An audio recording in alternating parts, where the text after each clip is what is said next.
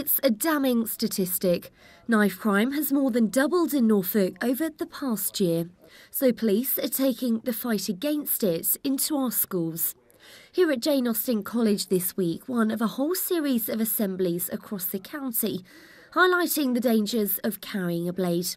It comes as figures show 13 to 17-year-olds are more likely to become involved in knife crime.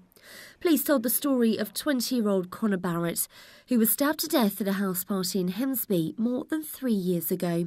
We want to try and tackle that and educate them a bit more on not just the risks of doing it, but the implications for their future. It's quite scary when you think about the ages involved. A lot of it you can attribute to potentially peer pressure or crime, gangland crimes kind of things. But a lot of the time it's peer pressure, and it's maybe a little bit of lack of knowledge on the risks involved. If everyone else around me is informed on this, then I'll feel a lot safer, and so will everyone else. I think a lot of people are aware now of the consequences and what effect it can have on your future. It's nice to know that we're getting informed and they're not saying that you can't do this, you can't do that. They're explaining why we shouldn't do these things and how we can improve the school as such. It's part of Operation Sceptre, where police have also been out across Norfolk targeting those carrying knives.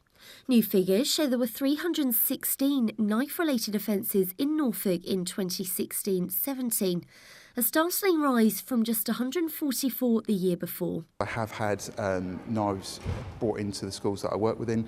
Fortunately, nobody's been harmed. We've been able to prevent any injury happening, and we've obviously dealt proactively with the people that have brought knives in. I have, in my career, dealt with instances where people have been injured through knives, and my message would be that it's not just the victim or offender that gets affected. It could be anybody, even innocent bystanders, that get caught up in it. But it mirrors a trend across the country, and Home Secretary Amber Rudd has announced plans to try and tackle the issue. The government wants to ban knives bought online being delivered to private addresses. Instead, they'll have to be collected in person, with shops being responsible for checking ID. We know from our own experience, from police information that we've had, that young people have been able to buy knives who might be underage online, and we want that to stop.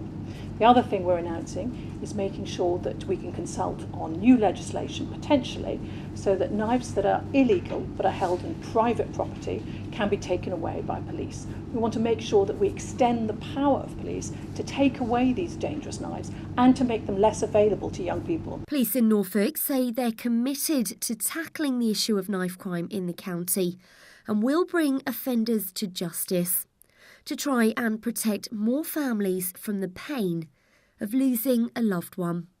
Christina Brinkley, Mustard TV, Norwich.